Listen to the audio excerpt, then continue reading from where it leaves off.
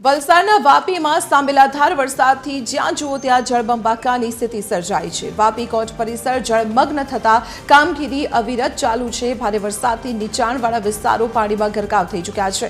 Vapi court પરિસરમાં પણ પાણી ભરાઈ ગયું છે અને આ પરિસ્થિતિ વચ્ચે કોર્ટ કાર્યવાહી ચાલતા અરજદારો પણ અટવાઈ પડ્યા છે।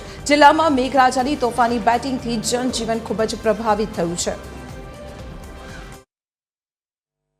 સમગ્ર વલસાડ જિલ્લામાં સાંબેલાધાર વરસાદ વરસી રહ્યો છે। પરિણામે જિલ્લામાં જાણે જળબંબાકાર જેવી પરિસ્થિતિ સર્જાઈ છે। જિલ્લાના તમામ તાલુકામાં જે રીતે વરસાદ વરસી રહ્યો છે તેના કારણે કેટલાક નીચાણવાળા વિસ્તારોમાં વરસાદી પાણીનો ભરાવો જોવા મળી રહ્યો છે। ખાસ કરીને વાપીના અનેક વિસ્તારો પાણીમાં જળમગ્ન થયા હોય તેવા દ્રશ્યો જોવા મળી રહ્યા છે।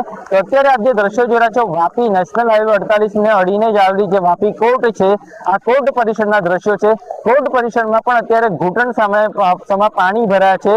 પરિણામે અહીં આવતા જે અરજદારો છે તેમને પારાવાર મુશ્કેલીનો સામનો કરવો પડી રહ્યો છે। ક્યાંક ને ક્યાંક વરસાદી પાણી ભરાઈ જવાને કારણે જે કોર્ટની કામગીરી છે તેમાં પણ વિલંબ થઈ રહ્યો છે। આપ જે દ્રશ્યો જોઈ શકો છો કે અત્યારે ઘૂંટણ સમા પાણીમાં લોકો કોર્ટમાં જવા માટે મજબૂર બન્યા છે।